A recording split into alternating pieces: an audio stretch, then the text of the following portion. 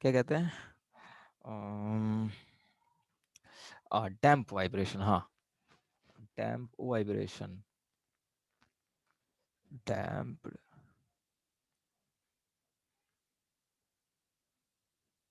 Vibration. Okay, okay. So damp vibration में क्या हो जाएगा कि लाइक अभी तक हमने ये देखा था, we have spring and block, we can replace every real system into this mathematical model जिसका स्प्रिंग यहाँ that which have spring constant के और m हो गया आपका इसका मास। ओके, नाउ, और हम यहाँ पर एज्यूम कर रहे थे कि the when the vibe something that vibrate it's energy remain constant, that does not change. ये आपका जो वाइब्रेशन कहलाता था, फ्री वाइब्रेशन और simple harmonic motion. Okay, now अभी मैं अब क्या कंसीडर करता हूं कि मान लो कि जिस ये ब्लॉक जिस सरफेस के ऊपर वाइब्रेट कर रहा है, there is a some friction, there is a some friction. और जैसे कि मैंने एक कल एग्जांपल लिया था पेंडुलम वाला, so you can consider you have a pendulum, और ये पेंडुलम जो है वाइब्रेट कर रहा है, but there is a some kind of drag force acting on this pendulum such that its energy get decreased over the time, so vibration धीरे धीरे खत्म होता जाएगा। ओके, तो अब मुझे एक आंसर बताइए आप लोग कि यदि ये वाइब्रेशन होता रहा तो आप, अगर ये वाइब्रेशन चलता रहा तो इस टाइप के सिस्टम को आप स्टेबल सिस्टम कहोगे, अनस्टेबल सिस्टम कहोगे, या फिर क्या? अनस्टेबल। अनस्टेबल है ना, एग्जैक्टली अनस्टेबल है, क्योंकि ये स्टेबल नहीं है, वाइब्रेट करता जा रहा है। अच्छा, ओके, एक काम करते हैं, इसकी एनर्जी मान लो स्टार्ट जब ये वाइब्रेट कर रहा था तो इसके पास टोटल एनर्जी 100 जूल थी, बट कुछ भी तरीके से हम क्या कर रहे हैं, इसकी एनर्जी को बढ़ाते जा रहे हैं, बढ़ाते जा रहे हैं। कोई भी तरीका होगा जिससे हम इसकी एनर्जी को बढ़ाएंगे, 100 जूल से 120 जूल, फिर 130 जूल, ये बढ़ाते जा रहे हैं। तो किस टाइप का वाइब्रेशन होगा, अनस्टेबल, स्टेबल, और हम कुछ कह नहीं सकते। उसमें मतलब एनर्जी बढ़ा दी ना हाँ, तो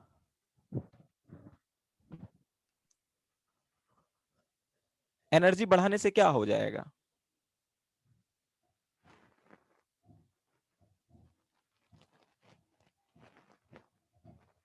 ज्यादा। ज्यादा वाइब्रेट करेगा, यस, ज्यादा वाइब्रेट करेगा। मींस अगर हम एनर्जी बढ़ा रहे हैं सिस्टम की किसी भी तरीके से, तो वो वाइब्रेशन बढ़ाता जाएगा, यानी स्टेबिलिटी कम होती जाएगी और कम होती जाएगी, अनस्टेबिलिटी बढ़ती जाएगी, अनस्टेबिलिटी बढ़ती जाएगी। एनर्जी बढ़ाने से क्या हो जाएगा, एनर्जी बढ़ाते बढ़ते बढ़ते बढ़ते ये अनस्टेबल होता जाएगा, अगर हम एनर्जी बढ़ा रहे हैं तो। इस टाइप के सिस्टम को हम लोग अनकंट्रोल्ड सिस्टम कहते हैं, अनकंट्रोल्ड सिस्टम, अनकंट्रोल्ड। अनकंट्रोल्ड का मतलब when when energy of vibrating system increase increase over the time, over the time. So this is desirable thing or undesirable thing? This is a undesirable, we don't want this kind of things. Okay, now if I am introducing friction here, okay, अगर friction introduce कर देते हैं, then what happen, the energy will get decrease, 100 joule से कम होता जाएगा, so vibration कम होता जाएगा। So what is that kind of vibration, control और uncontrolled?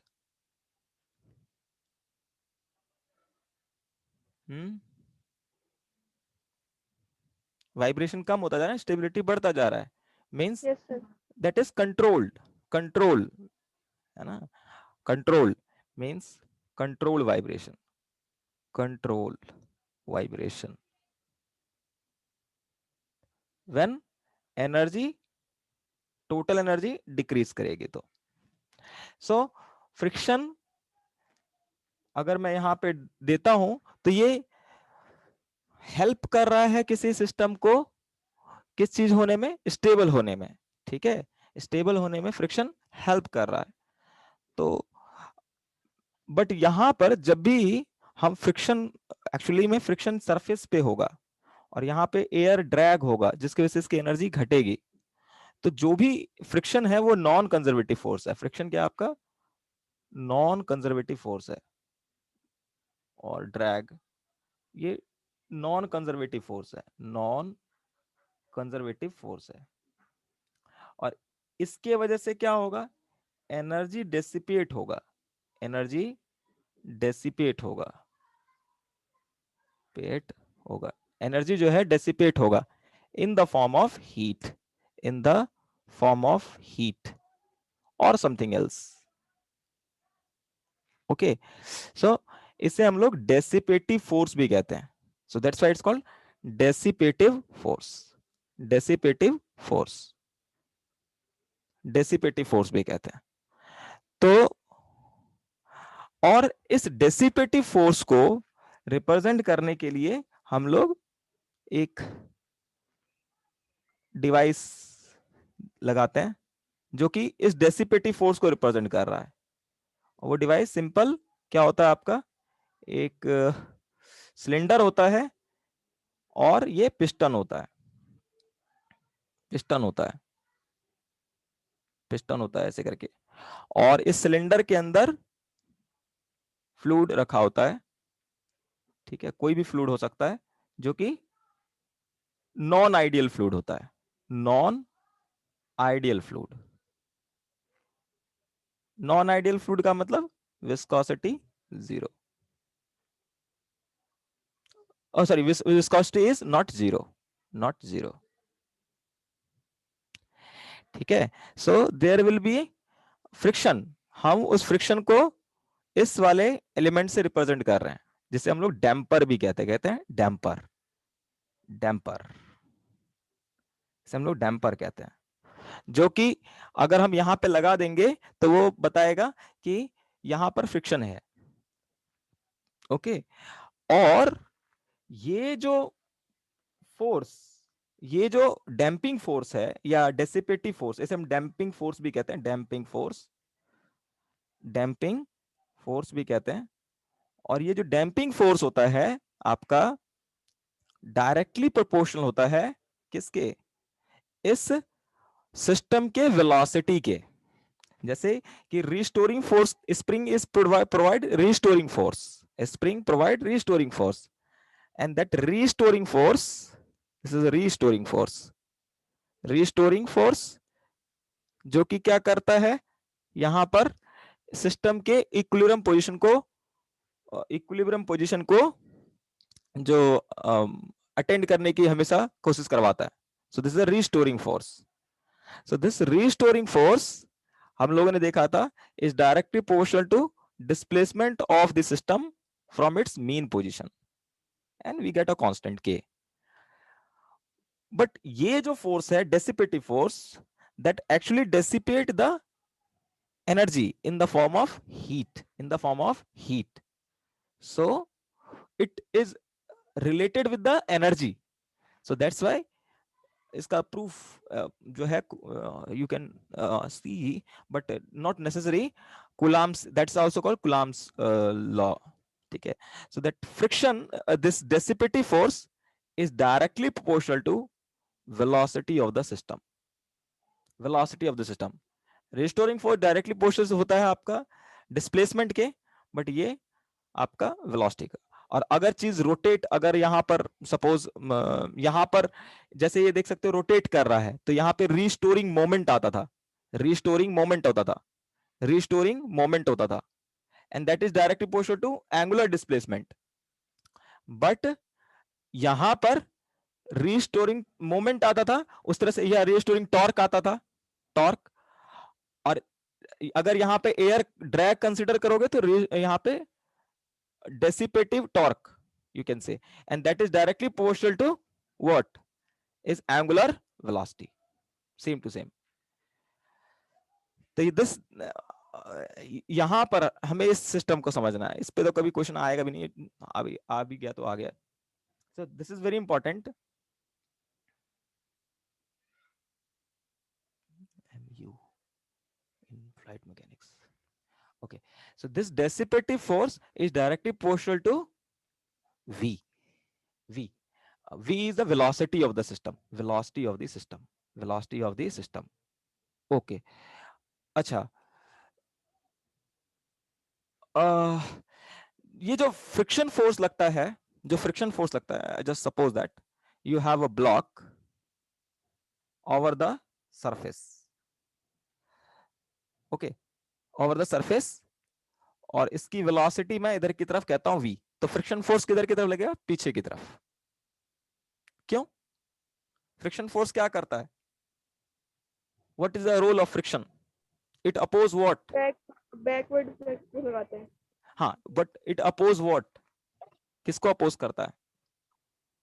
Motion. What motion? relative motion. It oppose the relative motion. It oppose the relative motions. Means अगर यहां पर कोई ऑब्जर्वर खड़ा है तो वो देख रहा है ये ब्लॉक आगे की तरफ जा रहा है, दैट्स व्हाई फ्रिक्शन फोर्स पीछे की तरफ लगेगा।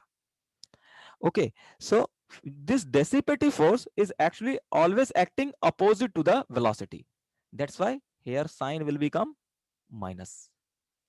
If you remove this proportionality constant, you get a constant Fv that is equal to minus Cv. इसे कहते हैं डैम्पिंग कोफिशिएंट। क्या कहते हैं? Damping coefficient. जितना ज्यादा ये होगा, इसकी वैल्यू जितनी ज्यादा होगी डैम्पिंग कोफिशिएंट की, मतलब उतना ज्यादा यहाँ पे फ्रिक्शन है या डिसिपेटिव फोर्स है, और वो सिस्टम उतने जल्दी ही इक्विलिब्रियम में आएगा, उतने ही जल्दी इक्विलिब्रियम में आएगा, है ना, वाइब्रेशन से इक्विलिब्रियम में आएगा। ओके, तो मैं अब यहां पर फ्रिक्शन कंसीडर करता हूं। तो अगर मैं फ्रिक्शन कंसीडर करूं तो अब मेरा देखो जो पूरा ये हो जाएगा, ऐसे बन जाएगा। So this is your damper,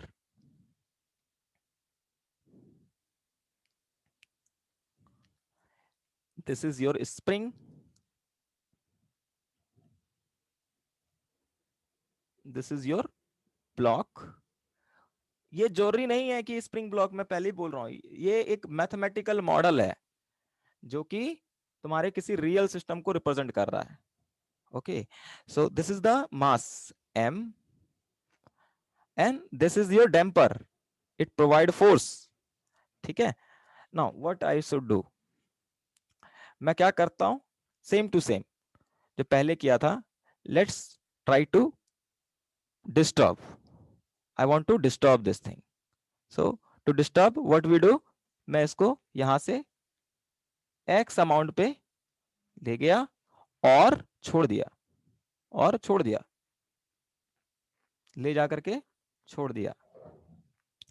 तो यहां पर ले जाकर के इसको छोड़ोगे, जहां पे लेकर के गए और यहां पे छोड़ दिया, तो जैसे ही छोड़ोगे, so what we see, spring apply, spring, spring क्या करेगा, इसको, इसके पोजीशन को restore, this is the mean position, so it try to restore its mean position, so spring apply force K x.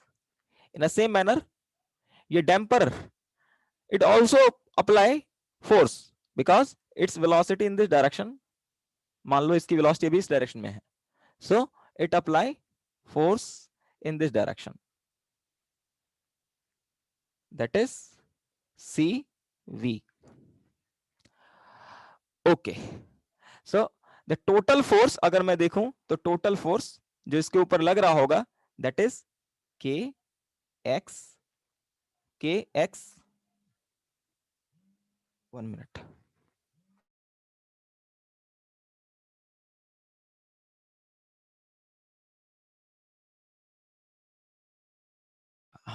तो अच्छा, तो ये फोर्स लगा आपका डिसिपेटिव फोर्स। ओके, तो अगर मैं देखूं नेट फोर्स जो लग रहा होगा सिस्टम के ऊपर, एफ इक्वल टू माइनस के x plus minus CV. Minus मैंने क्यों लगाया है ये को बता दिया मैंने, क्योंकि डिस्प्लेसमेंट इधर की तरफ हो रहा है, बट जो फोर्स लग रहा है उसके अपोजिट डायरेक्शन में लग रहा है। वेलोसिटी आगे की तरफ है, बट ये फोर्स पीछे की तरफ लग रहा है, that's why minus minus sign. And this force equal to, we know that according to Newton second law, mass into acceleration. So we get this relation, mass of the system into acceleration plus cv plus kx is equal to 0. Okay, m acceleration को हम लोग लिख सकते हैं d square x by D T square, ये मैं बहुत बार बता चुका हूं, plus c dx by D T plus के एक्स इक्वल टू 0। ओके, थोड़ा सा और इसको रीअरेंज करके लिखते हैं। इसको हम लोग ऐसे लिख सकते हैं, D square X by D T square plus C by M D X by D T plus K by M X equal to 0। और आपको पता है कि जब कोई स्प्रिंग ब्लॉक सिस्टम वाइब्रेट करता है तो इसकी नेचुरल फ्रीक्वेंसी जो होती है omega n that equal to होता है रूट के बाई एम। नेचुरल फ्रीक्वेंसी का मतलब क्या है? This a natural frequency. Natural frequency का मतलब क्या है? कि इट इज अ फ्रीक्वेंसी जब कोई भी फ्रिक्शन वगैरह नहीं था, और you can say free frequency. Okay, so I can replace omega n square is equal to k by m. Okay, so अच्छा, और एक और क्वांटिटी मैं डिफाइन कर रहा हूं। I just defined one more quantity here that is very important. उसे हम लोग जीटा कह देते हैं, and that equal to c by root 2 k m। और इसी को हम लोग लिख सकते हैं c2 रूट, ये डिफाइंड किया है। ओके, ओके, यहां पर अगर मैं m से मल्टीप्लाई और डिवाइड कर दूं, so you get c by 2 root m। k by m को हम लोग क्या लिख सकते हैं? Omega n square. तो इसी को हम लोग लिख सकते हैं c बाय 2 m। m से m ऊपर में था तो ये m स्क्वायर हो जाएगा, m स्क्वायर सॉरी, सो m ओमेगा n। तो हम लोग c जो डैम्पिंग, ये जो c है, इस c को हम लोग लिख सकते हैं 2 m ओमेगा n, इसे कहेंगे जीटा। ठीक है, इसे हम लोग कहते हैं damping ratio, that's called damping ratio. This variable known as damping ratio. I will explain the physical meaning of all these things. Damping ratio, ये बहुत इंपॉर्टेंट है इलेक्ट्रिसिटी, अभी एसी में चालू होगा। Damping ratio,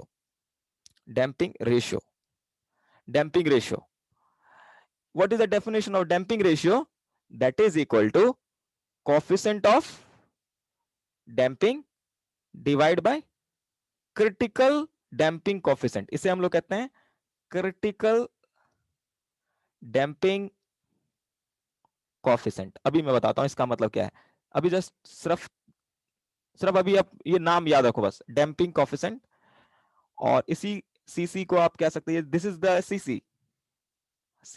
C is equal to 2 root K by M. तो हम C को लिख सकते हैं ये चीज, C equal to 2 M omega N zeta.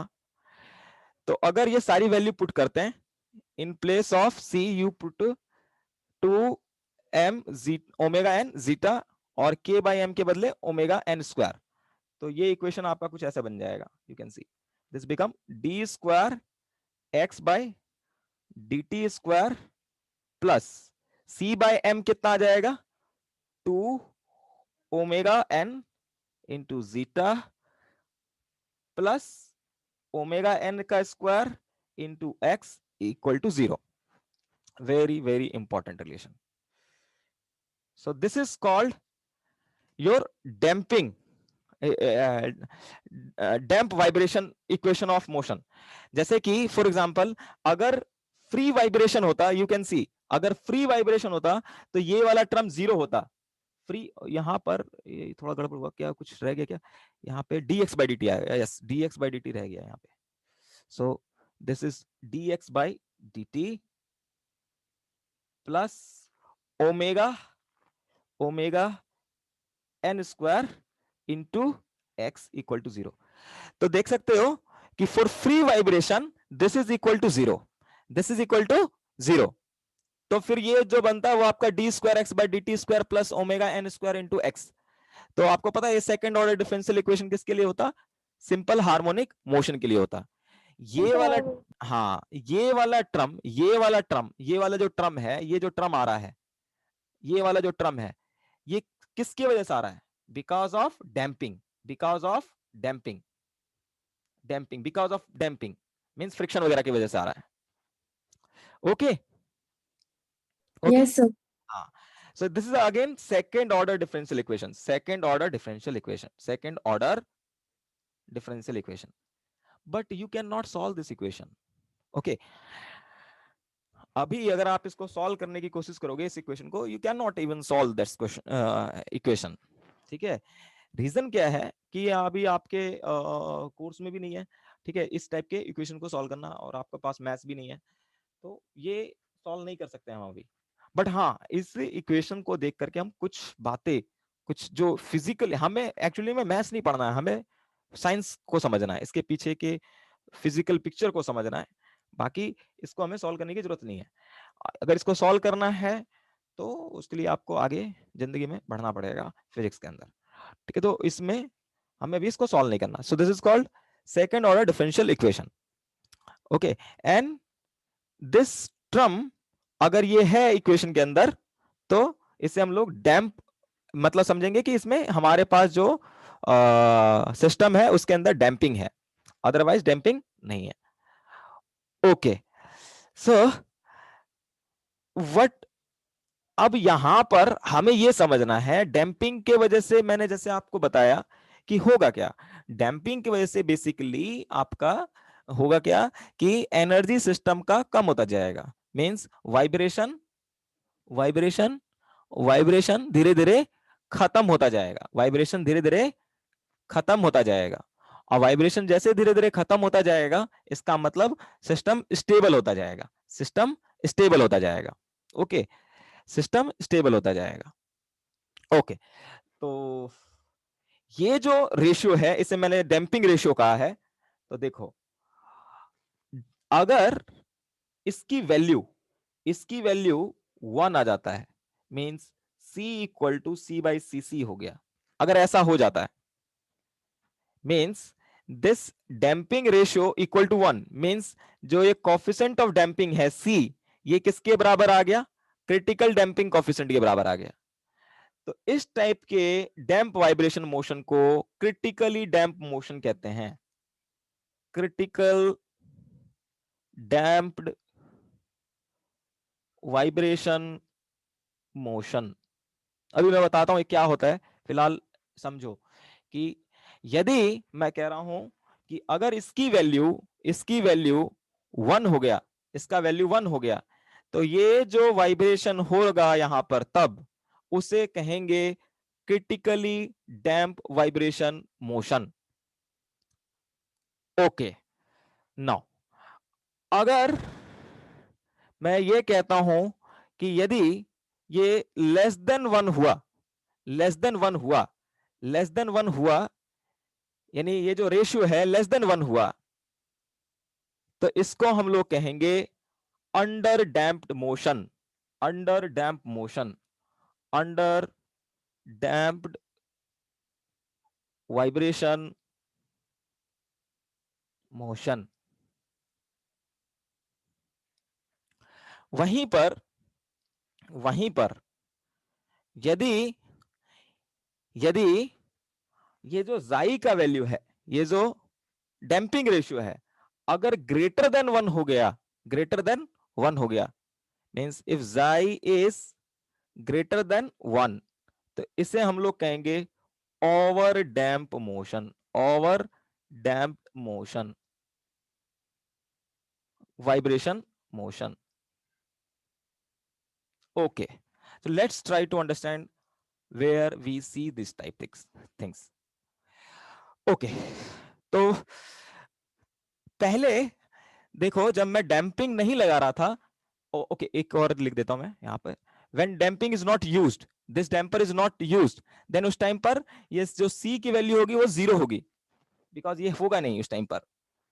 तो अगर ऐसा हुआ तो इससे हम लोग कहते हैं जाई इक्वल टू 0 हो गया, तो जो हमें मिलेगा वो सिंपल हार्मोनिक मोशन मिलेगा, सिंपल हार्मोनिक मोशन मिलेगा। Okay, let's recap. What is the characteristic of simple harmonic motion?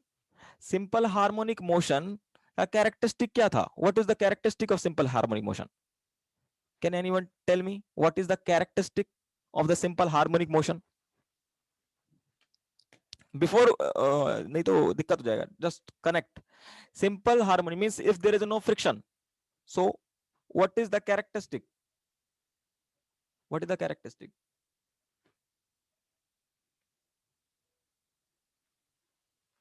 Characteristic means what? कि इसकी फ्रीक्वेंसी कभी चेंज करेगी क्या? फ्रीक्वेंसी चेंज करेगा कभी? नो, बिकॉज यहां पे एनर्जी इसका आपका खत्म नहीं होगा, so frequency will not change, frequency will not change, frequency will not change. But और एक चीज होगा, जो वाइब्रेशन हो रहा है, मैंने आपको एक टर्म बताया था amplitude, amplitude, amplitude. So what does mean amplitude? Amplitude का मतलब था, एम्पलीट्यूड का मतलब क्या था? Maximum displacement of the block from its mean position. तो अगर फ्रिक्शन नहीं होगा तो ये जो एम्पलीट्यूड है, वाइब्रेशन का जो एम्पलीट्यूड है, that does not change, that does not change, that does not change. Amplitude हमेशा फिक्स रहेगा, दैट इज कांस्टेंट, और सिस्टम आपका कॉन्टिन्यूसली वाइब्रेट करता रहेगा, कॉन्टिन्यूसली वाइब्रेट करता रहेगा। सो this is the characteristic of the simple harmonic motion. But now अगर मैं फ्रिक्शन यहां पर इंट्रोड्यूस कर देता हूं, फ्रिक्शन है बट इतना ज्यादा नहीं है, इतना ज्यादा नहीं है कि वो वाइब्रेशन को बिल्कुल ही खत्म कर दे एकदम से। ओके, मैं क्या बोला? एकदम से, एकदम से मतलब टाइम की बात कर रहा हूं कि एकदम अगर ये वाइब्रेशन खत्म, अगर यहां पे मैं फ्रिक्शन रख देता हूं, फ्रिक्शन है, मान लेते हैं फ्रिक्शन है, बट फ्रिक्शन इतना नहीं है कि वाइब्रेशन एकदम से खत्म हो जाए, वाइब्रेशन एकदम से खत्म हो जाए। वाइब्रेशन खत्म होगा but slowly, but slowly, but slowly. Friction है बट इतना ज्यादा नहीं है कि वाइब्रेशन तुरंत जो है खत्म हो जाए, तुरंत खत्म हो जाए। ठीक है? हेलो? Yes sir. हाँ Yes, sir. बिल्कुल, एकदम से खत्म हो, थोड़ा सा टाइम लगेगा। जैसे एक एग्जांपल समझो, एक एग्जांपल लेते हैं। मान लो कि आपके पास एक डोर है, डोर डोर डोर जिस दरवाजा नहीं है, दरवाजा दरवाजा, ठीक है? ओके, कई टाइप के आप विंडो देखते होगे, ठीक है? अब आपके पास नॉर्मल वाला समझ लो, नॉर्मल वाला जो वो वाला होता है ना, जो टीन वाला डोर होता है, टीन का होता है, जो अरे जो वो लोग लगाते हैं, जैसे कि गांव वगैरह में लगता है, टीन वाला डोर होता है, ठीक है? तो उसको क्या किया? खोल दिया, उस डोर को खोल दो और छोड़ दो, ठीक है? तो वो क्या करेगा? आगे पीछे करेगा, आगे पीछे करेगा। पर वो जिंदगी भर ऐसा तो नहीं है कि वो आगे पीछे करता रहेगा डोर, जिंदगी भर तो नहीं करता रहता है, आगे पीछे करता है, पर धीरे धीरे धीरे धीरे धीरे धीरे धीरे धीरे फिर से वो स्टेशनरी हो जाता है। मींस उससे स्टेशनरी होने में टाइम लगता है, बट वाइब्रेशन होता रहता है, ठीक है? जैसे अगर ये मेरे पास जो टेबल है, अगर मैं टेबल को अगर पिटूं ऐसे करके, तो यू कैन सी, ये तो चलो ठीक है, अगर ये पतला, अगर ये ऐसा होता, बिल्कुल पतला सा होता, तो अगर मैं इसको डिस्टर्ब करता टेबल को, तो क्या होता, वाइब्रेशन होगा, वाइब्रेशन होगा, बट, और वाइब्रेशन एकदम से खत्म नहीं होगा, उसको टाइम लगेगा वाइब्रेशन खत्म होने में। मींस व्हाट, क्या हो रहा है, एम्पलीट्यूड जो है, एम्पलीट्यूड जो होगा इस वाले केस में, यहां पे फ्रिक्शन जब होगा, पर इतना ज्यादा नहीं है कि एकदम से खत्म हो जाए, तो क्या होगा, एम्पलीट्यूड धीरे धीरे धीरे धीरे धीरे धीरे, जो वाइब्रेशन का एम्पलीट्यूड है वो धीरे धीरे धीरे धीरे कम होता जाएगा, धीरे धीरे कम होता जाएगा। मीन फ्रिक्शन इतना ज्यादा नहीं है कि वाइब्रेशन बिल्कुल खत्म हो जाए, वाइब्रेशन रहेगा, बट उसका एम्पलीट्यूड, जो वाइब्रेशन का एम्पलीट्यूड है वो धीरे धीरे कम होता जाएगा, धीरे धीरे कम होता जाएगा, धीरे धीरे कम होता जाएगा। ठीक है, तो उस टाइप के वाइब्रेशन को हम लोग अंडर डैम्प वाइब्रेशन कहते हैं। क्या कहते हैं, अंडर डैम्प वाइब्रेशन कहते हैं। देखिए, मैंने ये जाई का वैल्यू लेस देन 1 कहा है, इसका मतलब जो आपका डैम्पिंग कॉफिशेंट है वो क्रिटिकल डैम्पिंग कॉफिशेंट से कम है। अब क्रिटिकल पे आते हैं हम, तो समझिए अंडर डैम्प वाइब्रेशन का मतलब क्या होता है, वाइब्रेशन है but amplitude, amplitude of the vibration decrease slowly, means response जो सिस्टम का है, वाइब्रेटिंग सिस्टम का रिस्पॉन्स है वो एकदम से नहीं आएगा। Okay, don't confuse with the word response, अभी नहीं आएगा आपको समझ में ये बात, फिलहाल समझिए, एम्पलीट्यूड धीरे धीरे स्लोली स्लोली कम होता जाएगा, डिक्रीज होता जाएगा। ठीक है, मींस इवन, बट यहां पे वाइब्रेशन होगा, but there will be vibration, vibration.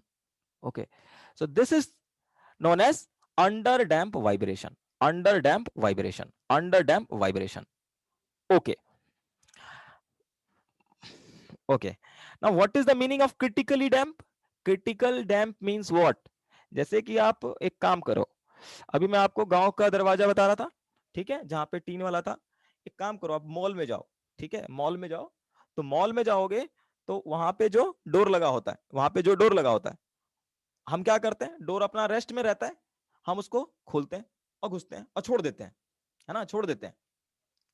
तो सोचो, अगर आप उस डोर को छोड़ देते और वो वाइब्रेट करता रहता, छोड़ने के बाद अगर वो वाइब्रेट करता रहेगा, just imagine, you can see this thing, अगर वो वाइब्रेट करता रहेगा तो क्या होगा, जो आपके पीछे आ रहा होगा उसका मुंह टूट जाएगा, है ना। आपने खोला, आपने उस डोर को खोला और खोलने के बाद छोड़ दिया, अगर वाइब्रेट हुआ, वाइब्रेट हुआ तो आपके पीछे जो लोग आ रहे होंगे उसका मुंह टूट जाएगा। ठीक है, तो होता क्या है, वहां पर देखोगे उस डोर में ऐसा होता है कि हम एक बार खोलते हैं और जैसे ही छोड़ते हैं तो स्लोली ही आता है, बट बट क्या होता है, वाइब्रेट नहीं करता, वाइब्रेट नहीं करता, और तुरंत इक्विलिब्रियम में आ जाता है, इक्विलिब्रियम में आ जाता है। मींस, और आप वह देखोगे वहां ऊपर में थोड़ा सा देखोगे, आपके शायद घर वर में भी लगा हो उस टाइप का गेट, ठीक है, वो ऊपर में एक डब्बा टाइप का लगा होता है, इस टाइप का डब्बा होता है, यू करके, ऐसे करके डब्बा होता है, यूं ऐसे करके होता है डब्बा, यूं ऐसे करके होता है, ये ऐसे ऐसे करके लगा होता है, डोर हिंज कहते हैं, ऐसे ऐसे करके लगा होता है, लगा हुआ है, देखा है ऐसा वाला। हाँ, ये एक्चुअली डैम्पर है, that is actually damper, that is damper. ये क्या करता है कि इतना ज्यादा फ्रिक्शन प्रोड्यूस कर देता है, इतना ज्यादा फ्रिक्शन प्रोड्यूस कर देता है कि सिस्टम वाइब्रेट ही नहीं कर पाता, सिस्टम वाइब्रेट ही नहीं कर पाता। मींस सिस्टम में इतना फ्रिक्शन दे दो, कम से कम इतना, कम से कम फ्रिक्शन दे दो कि ये वाइब्रेट ना करे। हम यहां पे लेकर के गए और जैसे छोड़ेंगे तो ये वापस ऐसे करके यहां पे आकर के रुक जाए, वापस यहां पे आकर के रुक जाए। तो इस टाइप के सिस्टम को हम लोग क्रिटिकली डैम्प कहते हैं। क्या कहते हैं, क्रिटिकली डैम्प कहते हैं। मींस अगर अगर आपने जो डैम्पिंग प्रोवाइड किया है, ये जो डैम्पिंग कॉफिशेंट की वैल्यू है, अगर 2√के एम के बराबर आ गया, 2√के एम के बराबर आ गया, तो उसे हम लोग कहेंगे critically damp vibration, critically damp vibration. Okay, so friction is just sufficient. You can say friction or damping. Damping is just sufficient to vanish the vibration. So this is called critically damped vibration motion. Okay, let's talk about overdamp motion. Overdamp means what? We are providing the friction. Again providing the friction, but excessively, बहुत ज्यादा दे दिया हमने, बहुत ज्यादा दे दिया. Okay, बहुत ज्यादा दे दिया. अभी भी पहले भी फ्रिक्शन दिया यहां पर अब बहुत ज्यादा ही दे दिया फ्रिक्शन. ओके, तो वो कहलाएगा ओवर डैम्प. इसमें बिल्कुल ही वाइब्रेशन नहीं होगा, नो वाइब्रेशन, बट फ्रिक्शन बहुत ज्यादा दे दिया. अच्छा, फ्रिक्शन बहुत ज्यादा देने से प्रॉब्लम क्या हो गया? क्या मतलब फ्रिक्शन अगर हम दे रहे हैं तो क्या हो गया? दे देते हैं फ्रिक्शन, पहले भी दे रहे थे, इसमें भी वाइब्रेशन नहीं हो रहा, इसमें भी वाइब्रेशन नहीं हो रहा, बट बहुत ज्यादा वाइब्रेशन देने का कुछ तो बेकार होगा ना. हम देखो, हम नहीं चाहते कि फ्रिक्शन कोई अच्छी चीज भी नहीं होती, कभी खराब भी नहीं होती, फ्रिक्शन के बिना कुछ भी नहीं हो सकता. हम फ्रिक्शन दे रहे हैं, बट हम चाहते हैं इतना ही रहे ताकि आपका वाइब्रेशन ना हो. पर उससे ज्यादा फ्रिक्शन दे देंगे तो क्या प्रॉब्लम हो जाएगा? ठीक है, अगर सिस्टम ओवर डैम्प हो जाएगा तो क्या प्रॉब्लम हो जाएगा? जो रिस्पॉन्स है सिस्टम का, मतलब अच्छा आप एक काम करो, जैसे मान लो मैंने दरवाजा वहां का खोला, कहाँ का, फॉर एग्जांपल ये इसका नाम क्या कहते हैं, शोरूम का, ठीक है, और मॉल में गए हम लोग, दरवाजे को खोलते हैं, ठीक है, और खोलने के बाद मान लो मैंने उसे खोल दिया और वो 1 घंटे बाद जाकर के दरवाजा बंद हो, तो क्या ये अच्छी बात होगी, खराब बात होगी? मैंने दरवाजा खोल दिया और वो खुद ब खुद बंद होना है उसको, पर उसको बंद होने में 1 घंटा लग गया, क्या ये अच्छी बात है, खराब बात है? खराब बात. खराब बात है, सिंपल सी बात है. पर ये ऐसा हुआ क्यों? क्योंकि वहां पर जो फ्रिक्शन है हमने बहुत ज्यादा दे रखा है, बहुत ज्यादा दे रखा है, ठीक है, बहुत ज्यादा दे रखा है. तो बहुत देर लगेगा उसको अपने मीन पोजीशन पे आने में, जो कि हम नहीं चाहते. तो इसीलिए हम क्या चाहते हैं कि हमारा जो सेटलिंग, उसे सेटलिंग टाइम कहते हैं, वो इतना मैं वो नहीं जा रहा टेक्निकल वर्ड में, फिलहाल समझो वाइब्रेशन खत्म होने में बहुत टाइम लगेगा. So it take large time to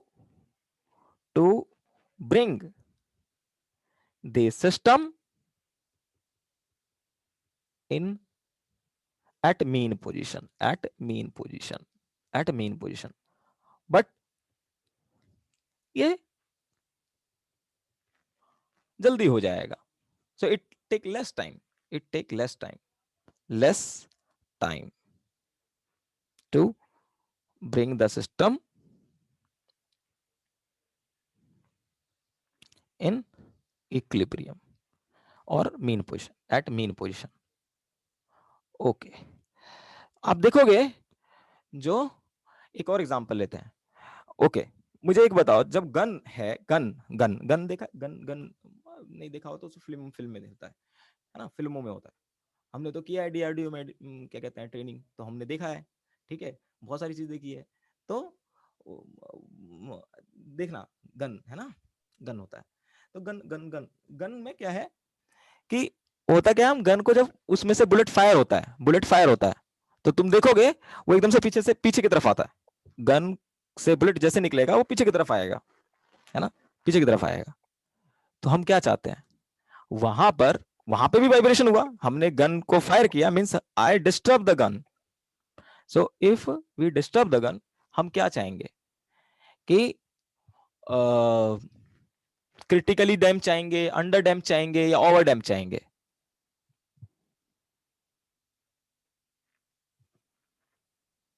हाँ, क्रिटिकल डैम चाहेंगे, ओवर डैम चाहेंगे, अंडर डैम चाहेंगे? क्रिटिकली डैम चाहेंगे. Yes, very good. ये क्रिटिकल रीजनिंग है. देखिए, अगर अंडर डैम्प रखा हमने तो वाइब्रेट करेगा और बहुत वाइब्रेट करते करते करते करते वो इक्विलिब्रियम में आएगा। हमने गन फायर किया तो हमारा जो हम जब गन को पकड़े रहेंगे तो हमें कंफर्टेबल नहीं फील होगा, ठीक है, कंफर्टेबल फील नहीं होगा, तो इसीलिए हम अंडर डैम्प तो कर ही नहीं सकते। अब ओवर डैम्प कर दिया, ओवर डैम्प कर दिया तो मान लो बुलेट हमने फायर हो गया। अब बुलेट फायर होने के बाद उस गन के अंदर लगा होता है स्प्रिंग, ठीक है, तो उसको दोबारा से अपने मीन पोजीशन पे जाने में बहुत टाइम अगर लग गया तो गन फायर जो फायरिंग का टाइमिंग है उस पर असर पड़ेगा। तो हम क्या चाहेंगे, वहां पे क्रिटिकली डैम्प हो, हमारा गन जो है क्रिटिकली डैम्प हो, ताकि टाइम का भी कोई इशू ना हो और वाइब्रेशन का भी कोई इशू ना हो, ठीक है। So that is the very very important things in the real system. Okay, let's take another type of system, electrical system. Okay, I am just dealing with the electrical system. Okay, क्योंकि हमारा main motto तो electrical system से है। Okay, मैं इसका बहुत आगे बहुत एडवांस है ये, but I am just dealing with the very small things. Okay okay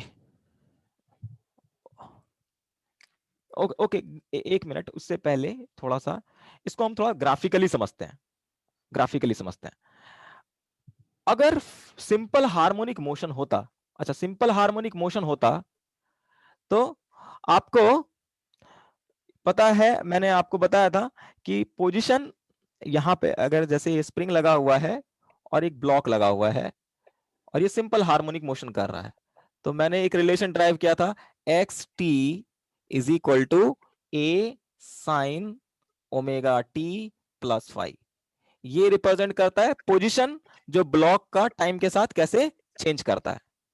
this is represent the amplitude of the vibration, this is represent the angular frequency, this is the phase difference and this whole thing is the phase.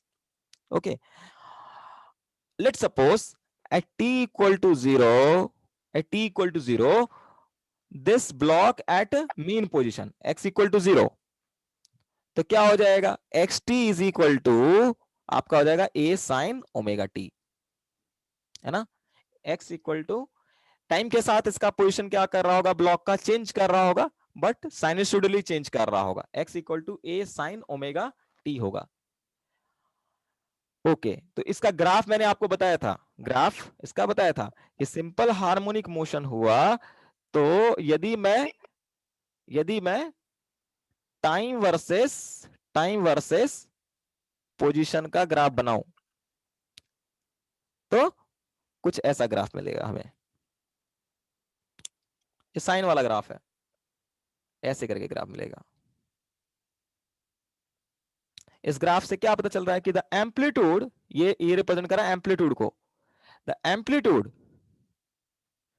ये plus X equal to plus A हो जाएगा और ये X equal to minus A हो जाएगा।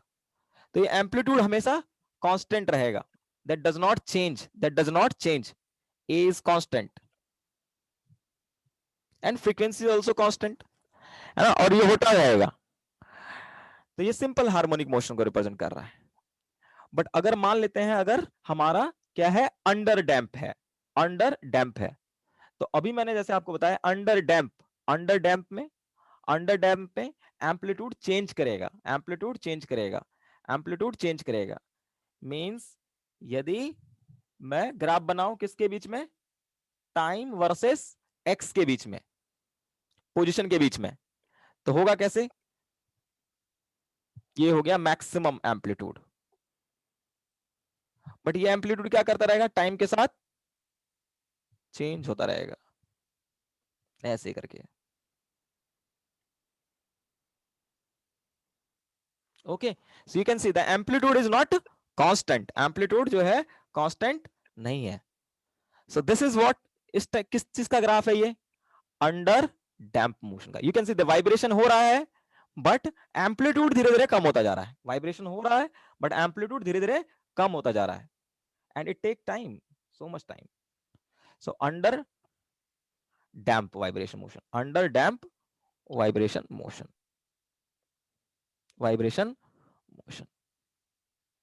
Okay. Now tell me one thing, यहां पर आप देख सकते हो इसका जो पोजीशन है, सॉरी एम्पलीट्यूड जो है वो आपका टाइम के साथ चेंज कर रहा है obviously, okay, this is change.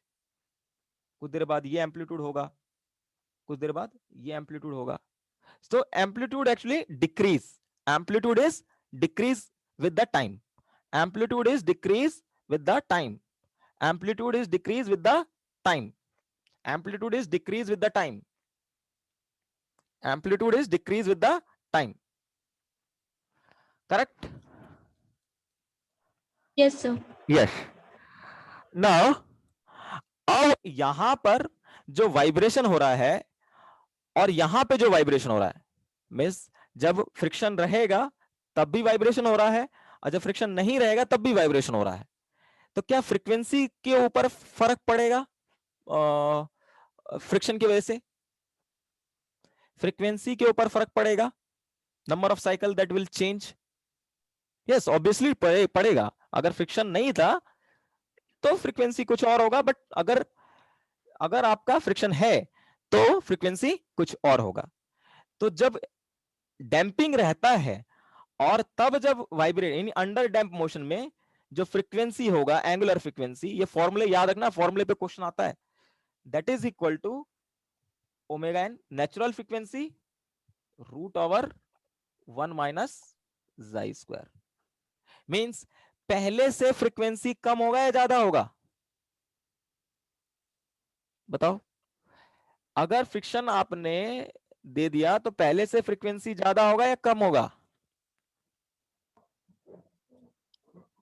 है ना? जैसे अगर मान लो फ्रीक्वेंसी, अगर फ्रिक्शन है, ये चीज रहेगा।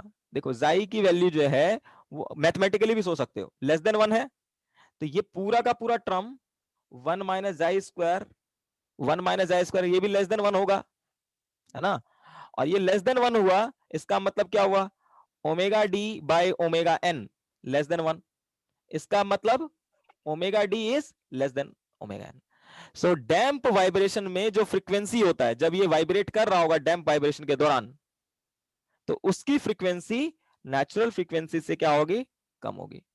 That is less, that is less. You can think, वैसे भी सोच सकते हो कि अगर कोई चीज वाइब्रेट कर रहा है बट फ्रिक्शन आ जाएगा, तो वाइब्रेशन में जो फ्रीक्वेंसी हो जाएगी, उसका जो नंबर ऑफ साइकिल का रिपीटेशन हो जाएगा वो कम हो जाएगा, नंबर ऑफ रिपीटेशन कम होता जाएगा।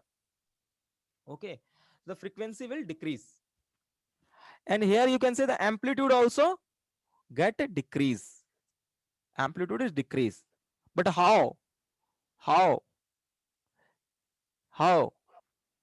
how you can see the amplitude change kara na, if I connect this all point by some curve, you get some kind of curve. So this is what kind of thing? ये कहीं पे मैंने graph बनाया था, कहीं पे याद करो कैसा ग्राफ, किसका ग्राफ है ये? when जब मैं वो पढ़ा रहा था, क्या कहते हैं, आरसी सर्किट पढ़ा रहा था, आरसी सर्किट पढ़ा रहा था, वहां पे मैंने ग्राफ बनवाया था कुछ ऐसा ही। So the exponential decrease, amplitude is amplitude in damp vibration motion, damp vibration motion decrease exponentially, exponential। देखिए क्वेश्चन आपसे न्यूमेरिकल पूछे ना पूछे, बट ये थ्योरेटिकल क्वेश्चंस पूछेगा। exponentially means exponentially that amplitude is decrease। okay, so amplitude will decrease in under damp vibration motion but exponentially। okay, let's suppose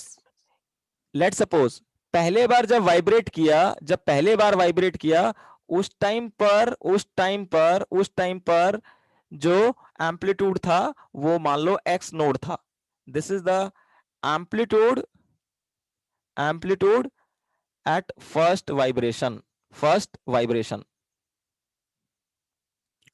friction है, friction होने के बावजूद भी वाइब्रेट कर रहा है, तो पहले cycle means first cycle, first cycle के दौरान जो एम्पलीट्यूड होगा सिस्टम का वो एक्स नोड होगा, but this is decrease with time. Okay, but how? Exponentially. So next cycle के अंदर अगर मैं ये निकालूं, this is the amplitude, amplitude of of damped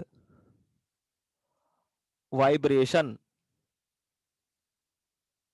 this is equal to, मैंने अभी बताया एक्सपोनेंशियली डिक्रीज करेगा, तो इनिशियली था आपका एक्स नोड, बट बाद में माइनस जाई omega N into T, omega D into T.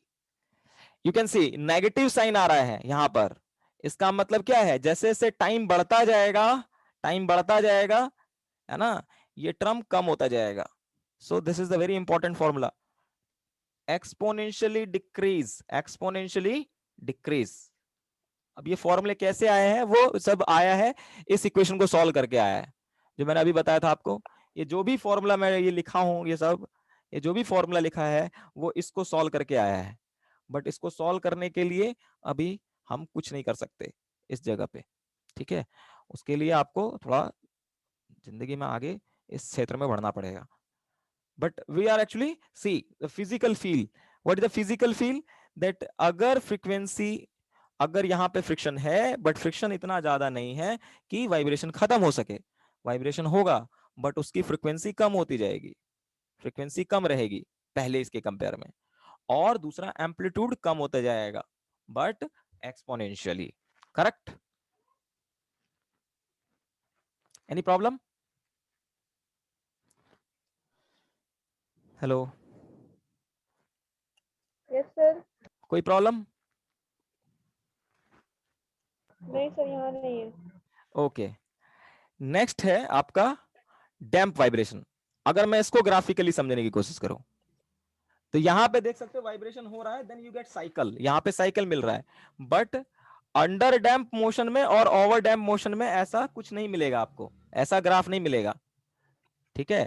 But you can see this type of graph you get.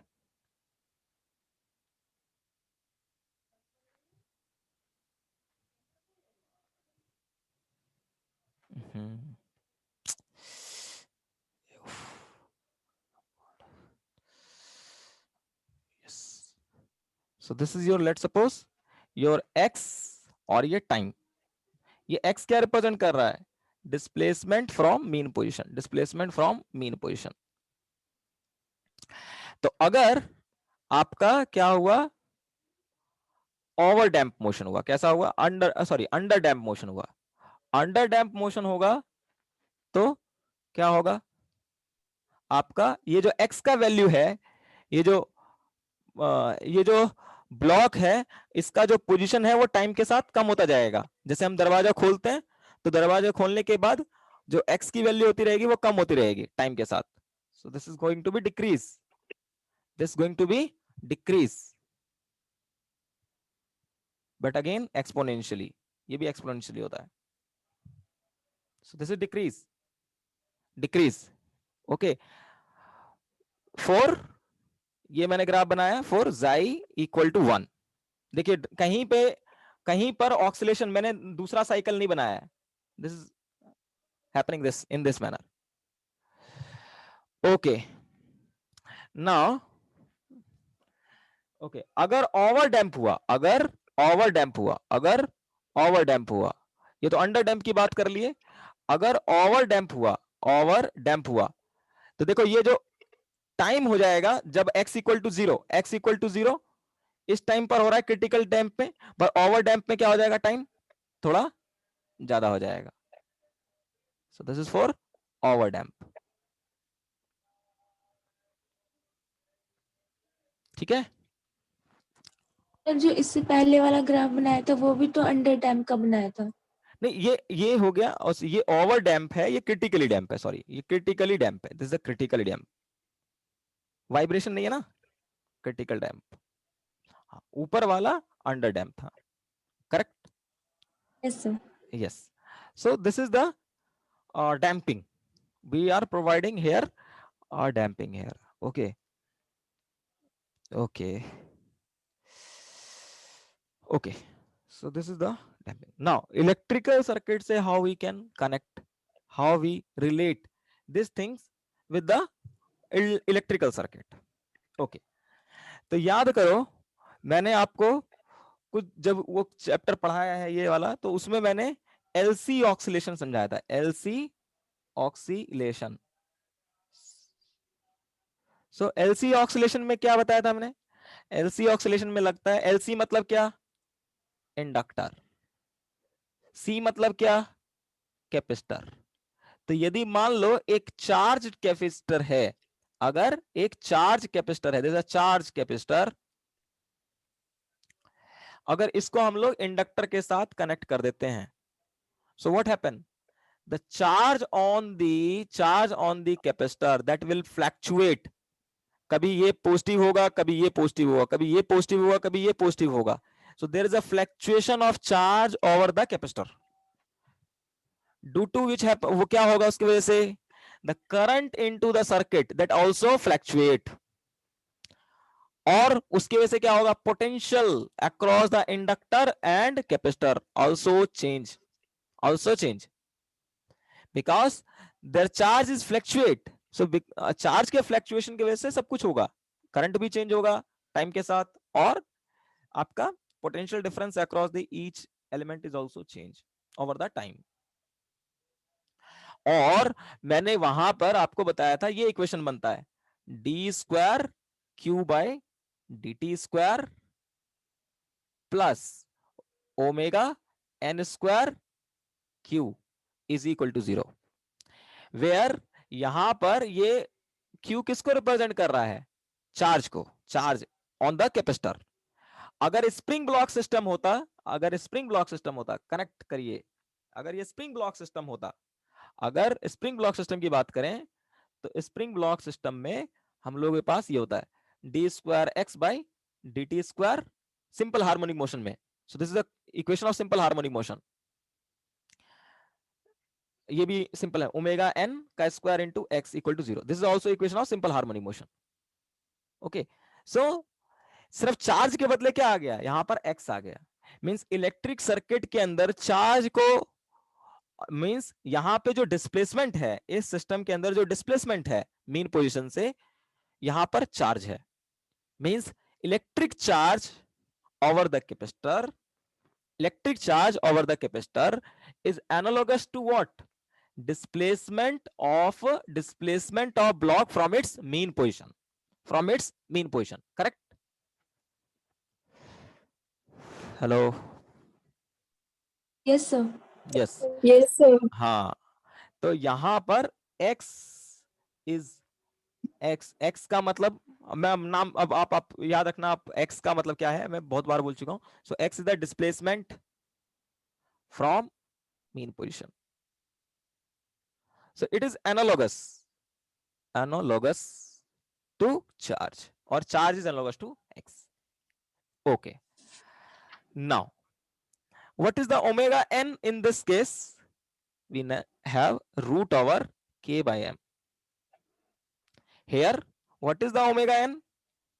Root over 1 upon LC. This is the natural frequency of the LC oscillator. See, बहुत important, I think आप लोगों ने शायद ये वाला video नहीं देखा हो, मुझे नहीं पता देखा है कि नहीं देखा है, पता नहीं, क्योंकि कुछ सुनते तो हो नहीं, कुछ कुछ कुछ बोलता हूँ तो मैंने इसमें से ये इलेक्ट्रोमैग्नेटिक वेव का लेक्चर अपलोड किया था। So how we produce the electromagnetic wave, Hertz doing some kind of experiment. Okay, hertz नहीं होता तो आज आप का दिक्कत हो जाता। तो electromagnetic wave how we can produce, that is actually work on the principle of LC oscillation.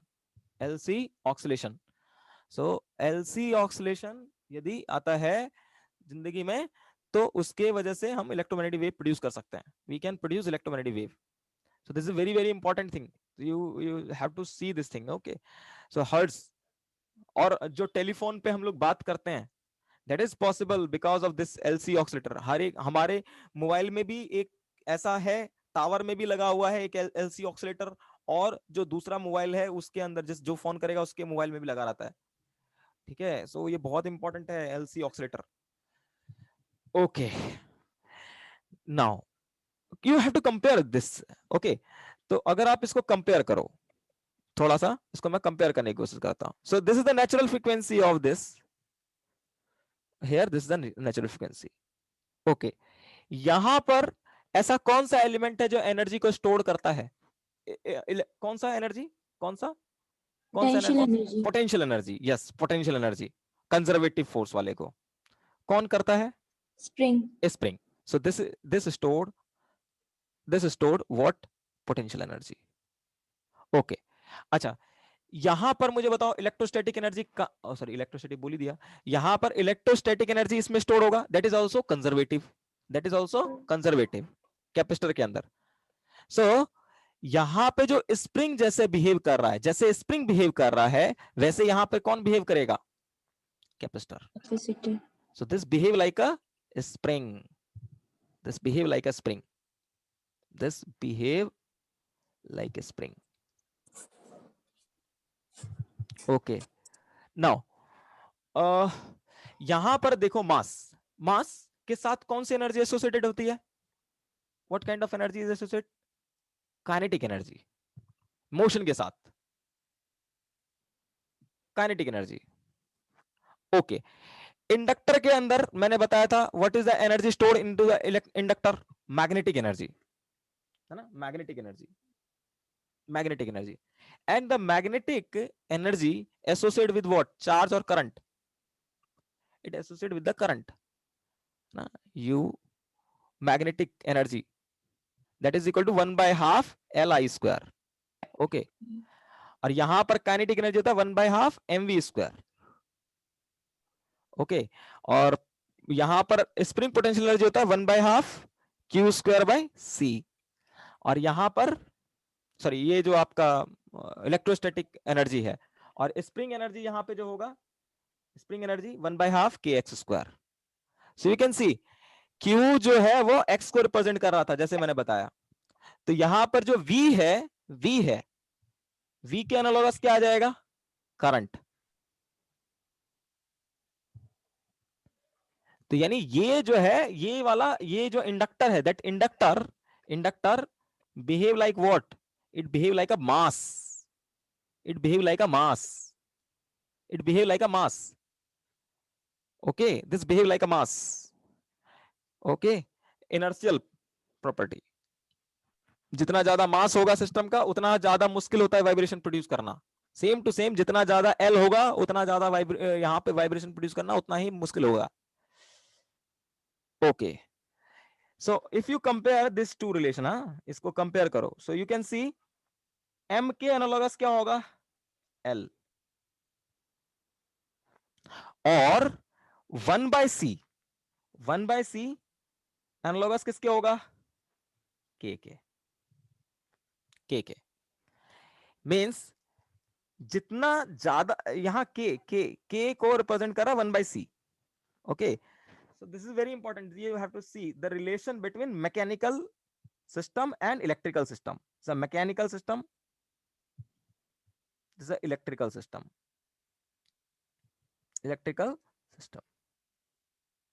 Okay, any problem? No, in sir. this? Okay, now अभी मैंने एक और चीज इंट्रोड्यूस किया था, damper. Damper. Yes, damper. What is the function of damper?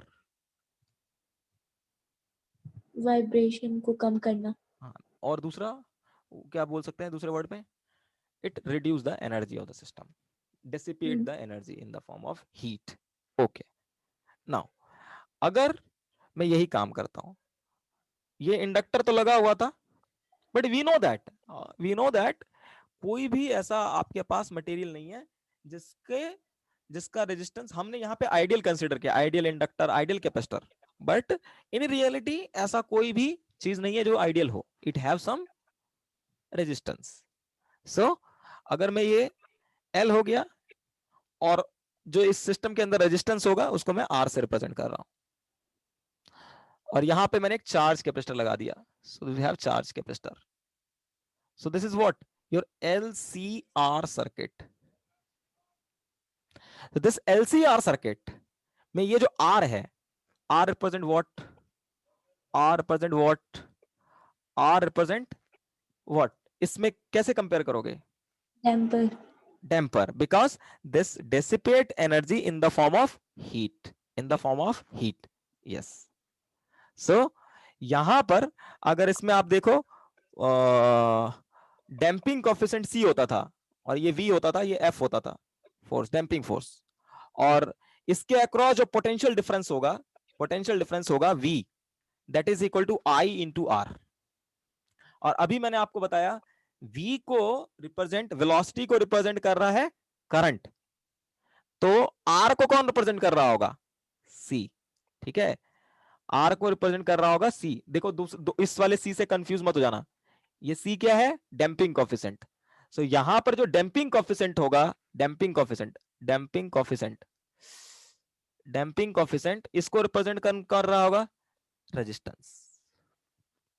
अच्छा, अभी मैंने एक चीज देखा, फोर्स, यहां पे फोर्स है, फोर्स को कौन रिप्रेजेंट कर रहा होगा? वोल्टेज। कौन रिप्रेजेंट कर रहा होगा? Voltage across the resistance. Because force की वजह से यहां पर क्या होता है? Force motivate the system to vibrate. Force, और फोर्स की वजह से ही चेंज आता है, मोशन में चेंज आता है। सो हेयर करंट जो आता है, करंट जो होता है बिकॉज ऑफ पोटेंशियल डिफरेंस। अगर पोटेंशियल डिफरेंस नहीं आया तो करंट नहीं होगा। सो दैट्स व्हाई वोल्टेज, यहां पे जो वोल्टेज होगा, वोल्टेज इस वाले सिस्टम में, इसको मैकेनिकल सिस्टम में किससे रिप्लेस करेंगे हम लोग? फोर्स से, F से। So this is very important correlation between, अगर आप इसके बारे में जानते हो तो you can do everything for this, और इफ यू डू, अगर आप इसके बारे में जानते हैं then you can do everything for this, because both system are analogous to each other. Correct? Yes sir. Yes. तो सेम टू सेम, अगर आप यहां पे, अब अगर हम इसको ओवर डैम्प, क्रिटिकली डैम्प और ये जो भी डैम्प था, इसको मैं इलेक्ट्रिक सर्किट से समझने की कोशिश करता हूं। थोड़ा सा इसको यहां पे समझने की कोशिश करते हैं, ये कैसे हम लोग जिंदगी में एनकाउंटर करते हैं, रियल लाइफ में कैसे करते हैं। देखो, ओके, पहले हम लेते हैं एलसी ऑक्सीलेशन में, एलसी ऑक्सीलेशन, अच्छा LC oscillation, okay. LC oscillation से भी पहले हम लिखते हैं इसको, डैम्प वाले को देखते हैं। आपको पता होगा जैसे बल्ब होता है, बल्ब हमारे पास बल्ब होता है, बल्ब है ना। बल्ब को, कोई भी इलेक्ट्रिक सर्किट होता है ना, उसमें तीनों एलिमेंट लगा होता है, इंडक्टर भी लगा होता है, रेजिस्टेंस भी लगा होता है, कैपेसिटर भी लगा होता है। ठीक है, जैसे ट्यूबलाइट देखोगे आप, ट्यूबलाइट देखोगे तो उसमें एक चौक होता है, चौक समझते हो? चौक कॉइल कहते हैं यस उसे, सर। चौक है ना, वो देखना ऐसे करके डब्बा सा होता, लगा होता है ऐसे करके, डब्बा लगा होता है। हाँ, वो डब्बे का काम होता है, उस डब्बे का बहुत बड़ा काम है। ठीक है, बहुत बड़ा काम है। अगर आप लाइट को ऑफ करोगे सो आप देखोगे कि बल्ब जो है वो एकदम से बंद नहीं होता, एकदम से बंद नहीं हो रहा, उसको कुछ टाइम लगता है, पूरा का पूरा ऑफ होने में। ठीक है, उसी, तो इसका मतलब क्या है? वो किस टाइप का सिस्टम है? क्रिटिकली डैम्प, ओवर डैम्प, मतलब रेजिस्टेंस है ना, बिकॉज रेजिस्टेंस की वजह से ऐसा हो रहा है। तो क्रिटिकल डैम्प, ओवर डैम्प पर क्या होगा?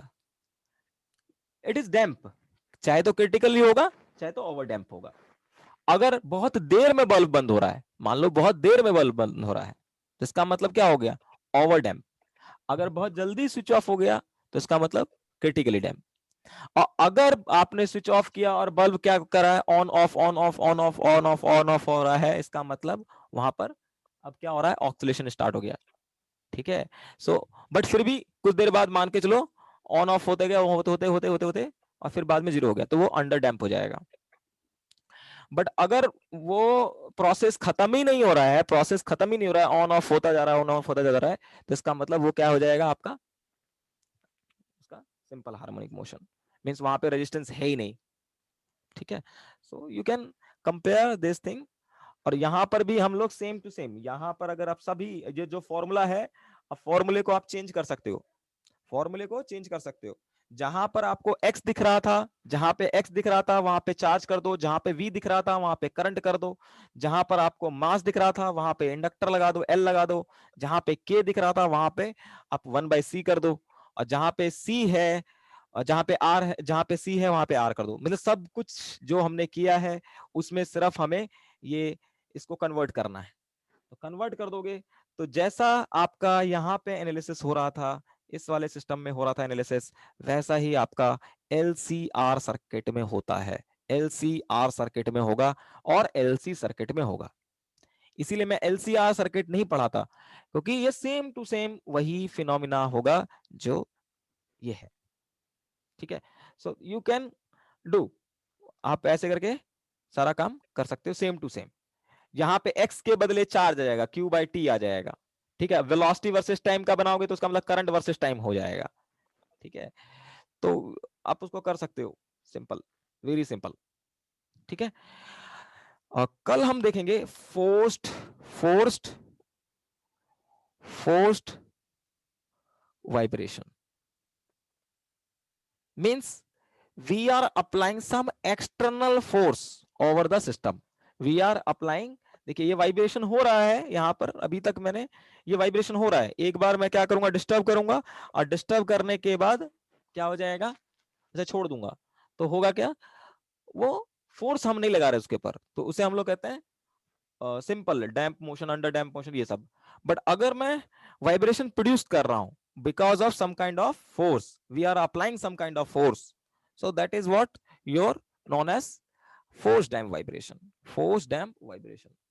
ओके, और यहीं पर उसी तरह से यहीं पे समझ सकते हो, यहां पे देखिए इस LCR सर्किट के अंदर, LCR सर्किट के अंदर मैंने कोई बैटरी नहीं लगाया, कोई भी बैटरी नहीं लगाया, या कोई भी अल्टरनेटिंग कोई भी सोर्स नहीं लगाया।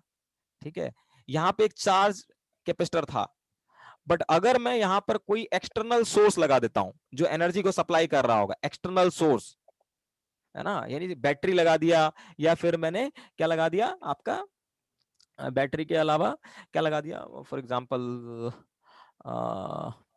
बैटरी के अलावा मैंने लगा दिया AC लगा दिया, तो तो ये जो होगा, जैसे फोर्स वाइब्रेशन में मैकेनिकल सिस्टम बिहेव करता है वैसे ये सिस्टम भी बिहेव करेगा, तो आपका AC कल से चालू हो जाएगा।